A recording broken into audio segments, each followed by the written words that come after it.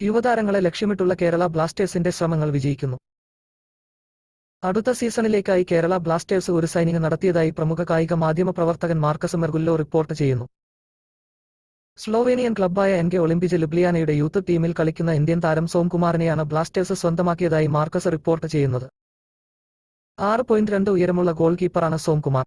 2021 SAFF അണ്ടർ-20 championship നേടിയ Indian ടീമിന്റെ ഭാഗമാണ് ഈ 19-കാരൻ. ശേഷം താരം യൂറോപ്യൻ ക്ലബ്ബായ ഒളിമ്പിജ് ലുബ്ലിയാനയുടെ യൂത്ത് ടീമിലേക്ക് പോകുകയായിരുന്നു.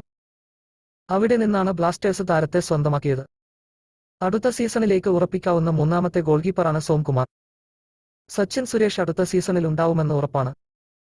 കൂടാതെ ഐസ്വാൾ എഫ്സിയിൽ നിന്നും നോറ ഫെർണാണ്ടസ് എന്ന ഗോൾകീപ്പറെ ബ്ലാസ്റ്റേഴ്സ് സൈൻ ചെയ്തതായി മാർക്കസ് റിപ്പോർട്ട് ചെയ്തിരുന്നു. സോംകുമാറിന്റെ വരവോടുകൂടി ബ്ലാസ്റ്റേഴ്സ് അടുത്ത സീസണിലേക്ക് ഗോൾ കീപ്പിംഗ് പൊസിഷൻ ഭദ്രമാക്കിയിരുന്നു. കഴിഞ്ഞ സീസണിൽ ബ്ലാസ്റ്റേഴ്സ് നേരിട്ട പ്രതിസന്ധിയും ഇതായിരുന്നു. സച്ചിൻ സുരേഷ് പരിക്കേറ്റതോടെ കരഞ്ജിത്തിനെയാണ് ബ്ലാസ്റ്റേഴ്സ് ആശ്രയിച്ചത്. എന്നാൽ മികച്ച പ്രകടനം കരഞ്ജിത്തിന് ബ്ലാസ്റ്റേഴ്സിൽ കാഴ്ചവെക്കാൻ സാധിച്ചില്ല.